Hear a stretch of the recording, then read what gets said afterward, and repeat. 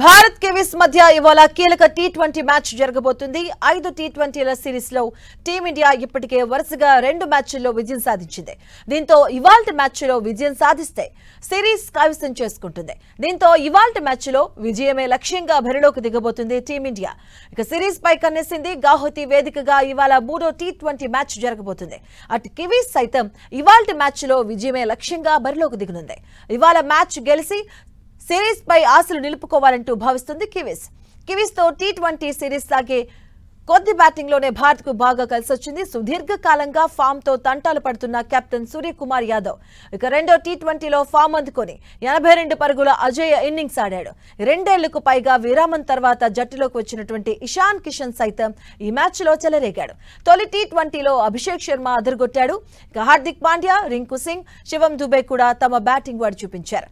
ఇక batting orders లో కొంత ఆందోళన రేకెత్తిస్తున్నది సంజు శాంసన్ ఒక్కడే. శుభ్మన్ గిల్ పై వేటు పడడంతో అభిషేక్ ఓపెనింగ్ భాగస్వామిగా అతనే ఖరారయ్యాడు. కానీ తొలి 2 టీ20లో అతను 10-6 పరుగులతో నిరాశపరిచాడు. ఇక 3వ టీ20లో అయినా సంజు తనదైన శైలిలో చెలరేగాలని అభిమానులు కోరుతున్నారు.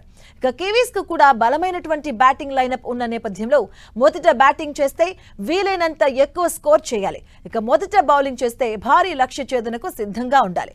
భారత బౌలింగ్ అయితే అంత గొప్పగా సాగట్లేదు.